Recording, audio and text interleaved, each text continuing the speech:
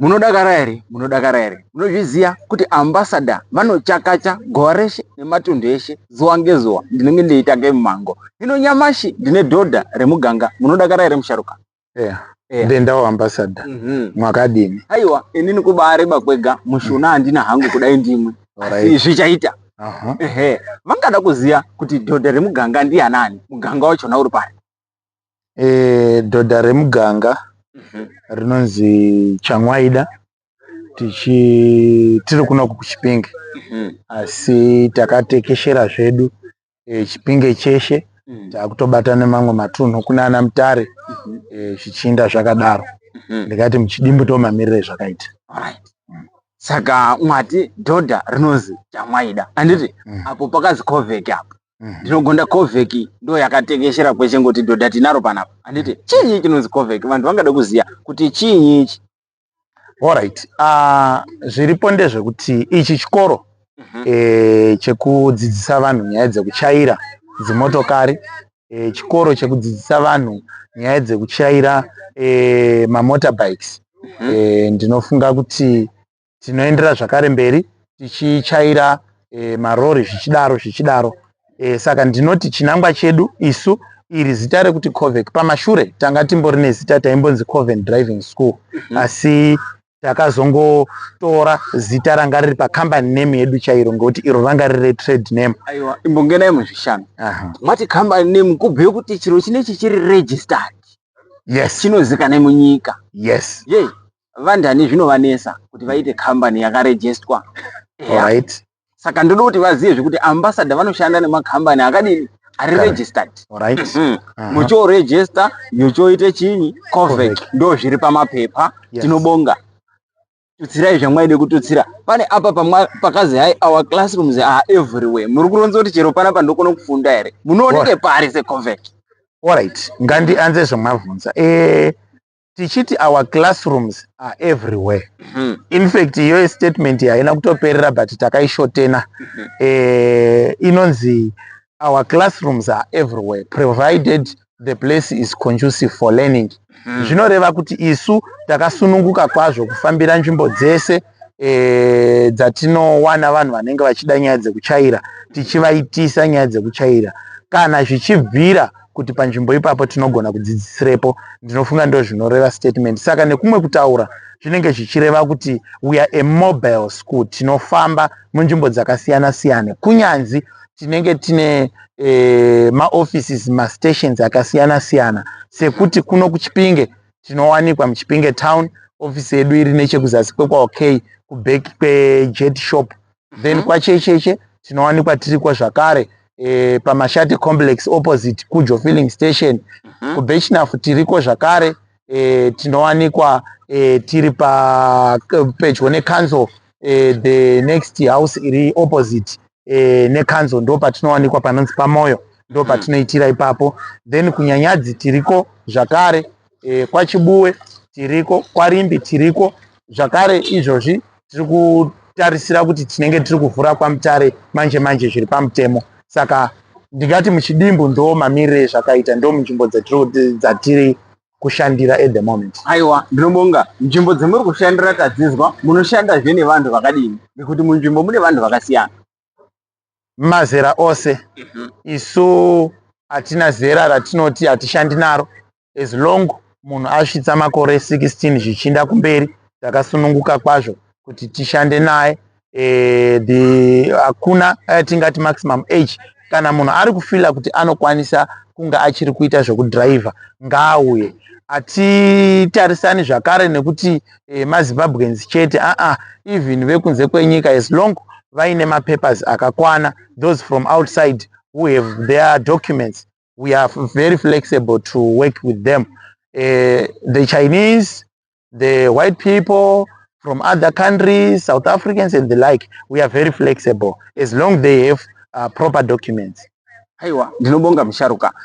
Mungati wokudini semusharuka idhodha remuganga rakauya kobeka zve Kovheki mukanyi, vantu totodakara naambassador vari kudakara, vanondoonawo ndiri panapa. Saka mungati wokudini just a general advice kundombi ma16 years madhodhawo kutangirawo ku20 zveikwira nevasharuka vakona mungavaronzerawo kuti kudini ngenyaya yekuchaire movha zviri pamutemo.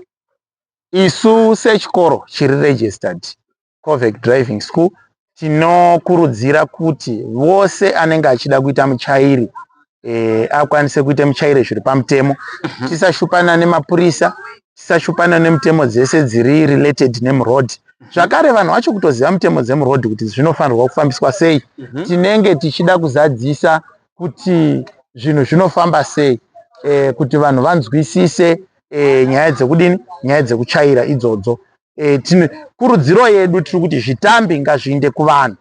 Zvitambi ngazviinde kuvanhu, vanhu vanzwisise chii chinonzi kuchaira dzimotokari kwakanaka. Maroad accidents aite mashoma muroads. Mamwe maaccidents ari kuitika nechikonzero chekuti vanhu vacho vanenge vachichaira atombozivi nekuti mutemo dzemuroad dzinofamba sei. Saka vakauya kuno kuCovec Driving School tiri kuti vanodzidza zvakanaka. Tine mainstructors vari qualified vanenge vachiita basa iroro, vanodzidziswa nemazvo zvakanaka, vasikatukwi, vachidzidziswa nemo kuti vaite vachairi vakakwana. Haiwa, ndinobonga musharuka, mwabachaya kobuda. Inini pachinda ndoti mamwesa. Saka ambassador wenyu pane chamwazosiya. Nguri pama instructor yenyu ndabaona medium vakandifundisa. Alright. Vanhu vana vanokona kuzoti paya ndinomasonera mabhodhleya ndini ndakafunda kuCovec. Alright. Mungafakaza here kuti igwinyiso here? Igwinyiso. Varipo. Ndinokwanisa kuti vauye pedyo here. Vaone medium brand. Uyai pedyo. Vari kuda kuti vaone mwakafundiswa ndivona. Tine ma-instructors both ma-ladies, tine ma-instructors ma-males. Saka vakasununguka kuitiriswa na-instructor wemunenge makasununguka naye. Munosarudza mota yemunenge muchida kuitiswa naye. Ndofunga munoona zviri panapa takatsvaga fleet inova nyowani kuitira kuti vanhu vasashupika nenyaya dzekuchaira idzodzo, because kumwewo kushupika kwekuchaira zvinokonzereswawo nemotokari inenge isichinawo chimiro chakanaka. Saka sekuona kwamuri kuita mota dzedu dzese they are still new, kureva kuti tiri kuda kuti madrivers edu atinenge tichidzidzisa vasava vanhu vanoshupika vachiita nyaya dzekuchaira. Saka ndiye mudzidzisi wenyu wamanga muri kutaura, ambassador. Aiwa, ndinobonga. Handichadi kuti varekete. Ndiri kuvaite interview yavo vega tiri pedo pakati cho, ngekuti zvimweni havazobhuyi. Munoona zvinoitika pamushando zviyani, ukabvunze mwana baba aripo kudai haazoreketi zvetinodini, zvetinonase kuzwa. Saka plus vanhu vakaningira vanozoti ngezveambassador namusharuka chamwaida vari kuitawo zviro zvavo. Saka ngatimbotore mainstructor totora nevana vamakafundisa vaone kuti hatisi kusone chinyi mabhodhleya, tivadainze vauye kanyi vatore zvitambi, mwashuma tovhaisa. Thank you so much. Aiwa, pana chamakorododo ndabvapo. Panapa ndaapa dhodha kwazi hai ndiyena musharuka wema instructor eshe. Ndizvona here musharuka? Ya, ndizvo. Haiwa, imwimwe ndichamutendera. Ava vanozviziva kuti dhodha ndini. Imwimwe ndichamutendera kushandise chingezi, dani ishona, dani chindau chedu chezuva ngezuva, kuti vantu vakayaiya vakone kuzwa, ngekuti tiri kureketa neZimbabwe yeshe. Ngatiti gore reshe nematunhu eshe, Chipinge cheshe neMutare, kudai ngekuzwa kwataita ndi musharuka kuti kwaMutare mwayo. Chitironzerai musharuka, zina ndiani? Zita inini ndonzi Silent Makaya. Ndinogara muno muChipinge. Ndo kanyi kwedu unono. Chipinge chakakura baba, munogara pari? Ndinogara muGaza umwo. Saka pamushando yeshe imbo yemai mwati munogare muGaza. Munda wenyu tauzwa ichagumeyo. Pamushando yeshe ngenyaya yei mwakada kufundise vanhu zvekutakire movha iyi? Inini ndeitokura ndiri munhu waida kudhiraivha maningi. Hendaida kudhiraivha maningi kudai ndakazosvika pachikamu chekukone kudhiraivha. Ndikati no, ngazvisasagumira apapo, ngandichifundisawo amweni akone kudhiraivha motikari zvakanaka. Haiwa, ndinobonga. Saka ngatiti munotangira pamuzera uri kutora kufundise kutakire movha? Right. Mwabvunze mubvunzo wakanaka maningi. Kudhiraivha motikari kunotangira pamakore 16. Ndo makore anotangire kuti munhu adhiraivhe motikari. Eidhiraivha motikari diki dzetingati maclass 4 dziri pano dziri panapa dzinedzi. Ichi unodhiraivha futi ichi handiti chinozi chimudhudhudhu ichi. Muntu une makore 16 unodhiraivha. Tabva paclass 4 toende paclass 2. Unotenderwa here une 16? Une 16 haachatenderwa apapo, paakutenderwa une 18. Ndiye waakutenderwa paclass 2 anozi maheavy vehicle. Aiwa, tobva paclass 2 toenda paclass 1. Yes, paclass 1 podiwe muntu une 25 years. Zvingamutorere nguva yakadini muntu kuti abve paclass 4 kuti azoguma ku1? Zvinomutorera makore anokwanisa kuita 5. Yes, mashanu makore aine class 4 yake ozoende kuclass 1. Saka kuona kwandaita mungati kudini kuvana vechikora, ngekuti naona ingatei vazhinji vakona 16 vatogumisa.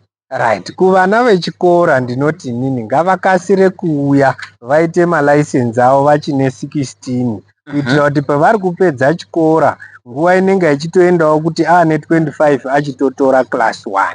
Aiwa, tareketa tikati ngadzitorwe malicense ngadini titore inozi chinyi zviyani chitambi.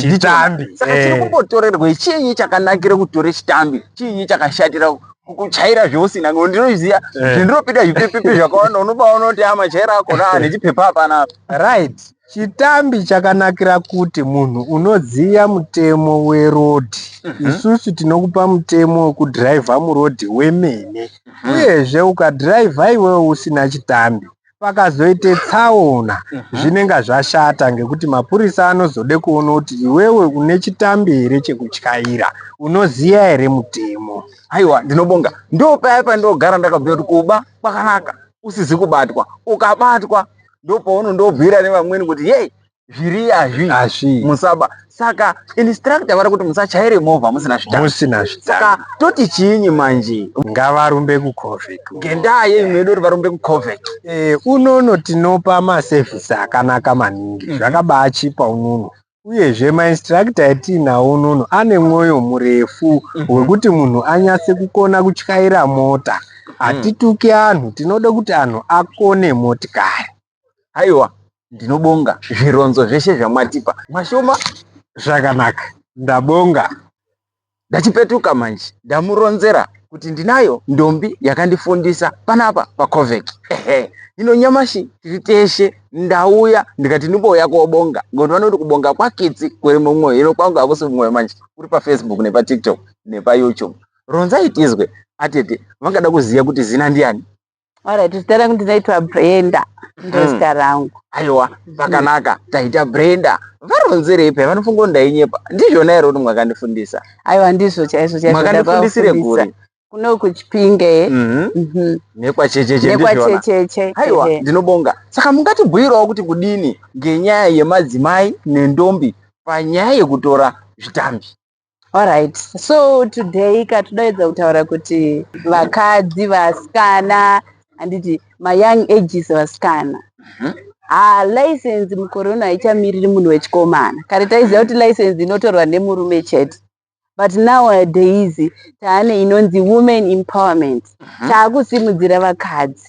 Zvakureva kuti isusu kutanga pa16 wakwanisa kuita license, 18 wakwanisa kuita license. Handitika. Saka izvi chirongwa ichi chekutoresa malicense chiri kutibatsira kuti isusu as maladies, vakadzi, tisasangomhanyire kuenda kumarriage tisinawo anything chatinacho. Handiti takatarisa izvozvi kune macompanies ari kuempower vakadzi ekuti unokwanisa kutowana basa through license.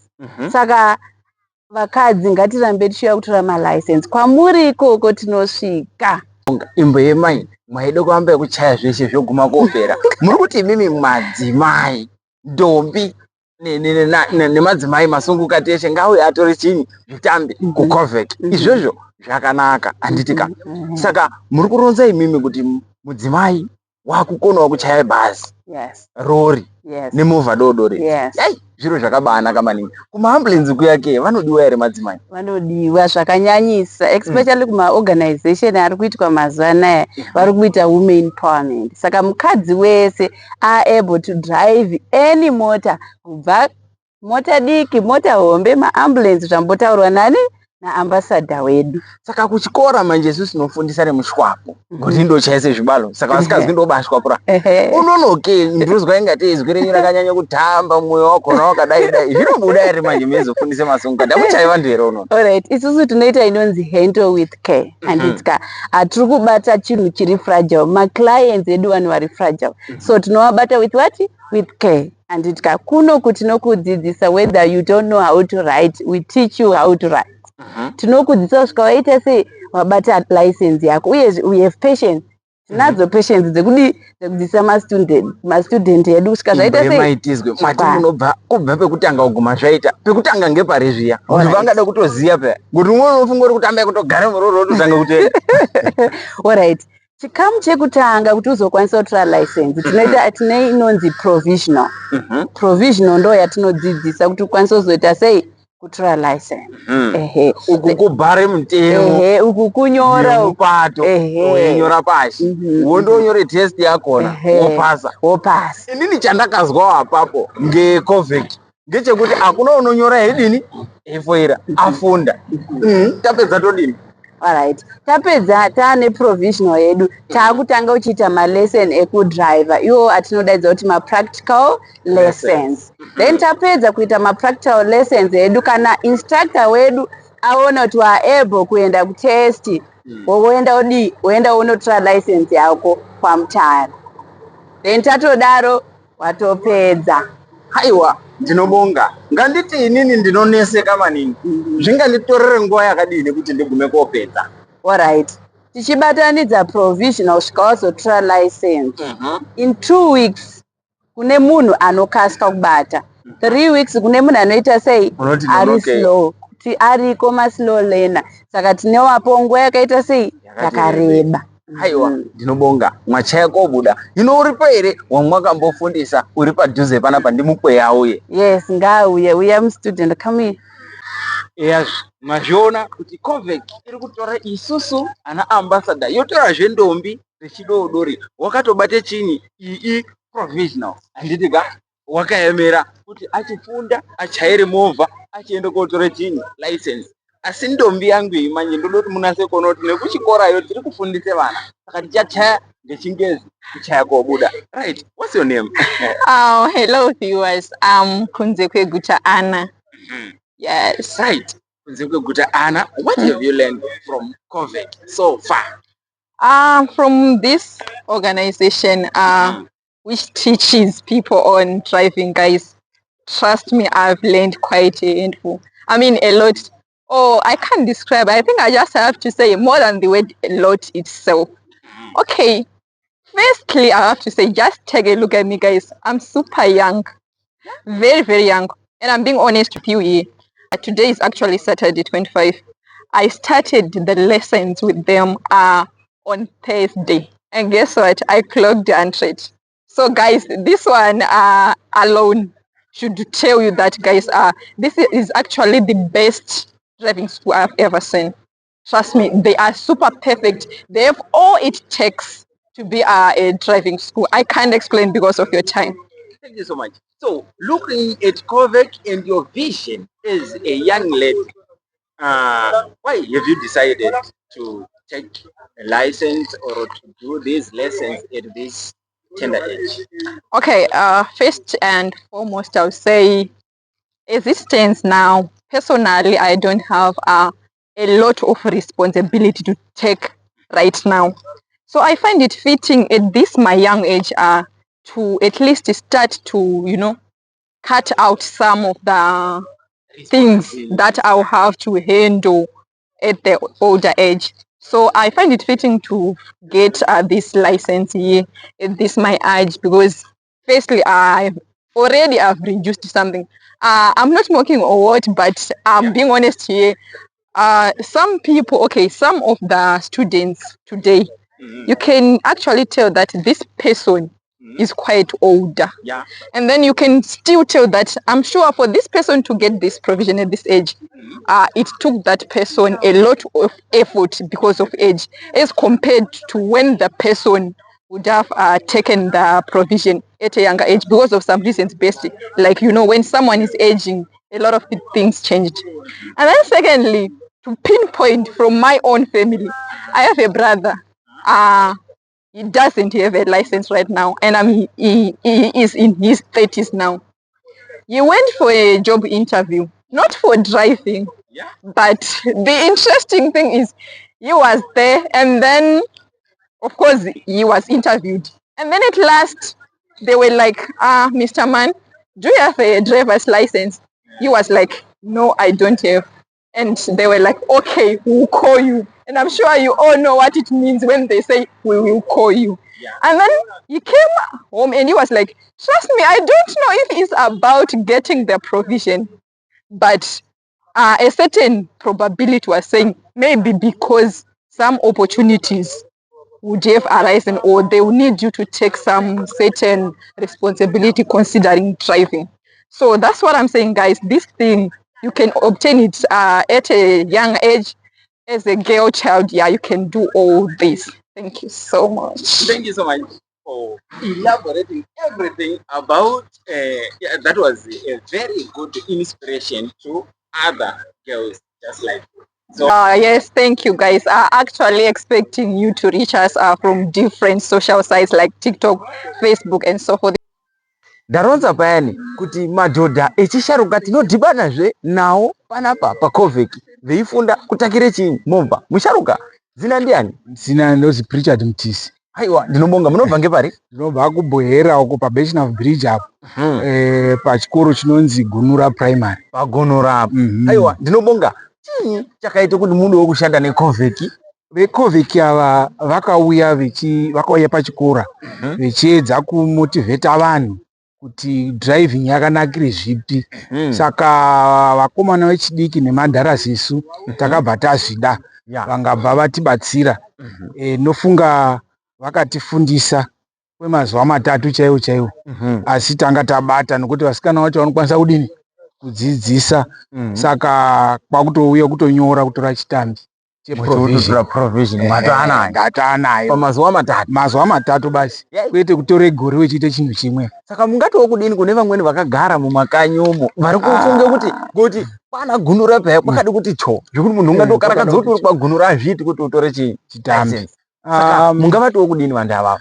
Ndiri kuti inini kuvakomana vechidiki nevasharuka vasara kanyiyo, tinoda kuvakurudzira kuti vauye vashande neCovec kuti vapuwe ruzivo rwokuchaire motikari kubudikidza neCovec.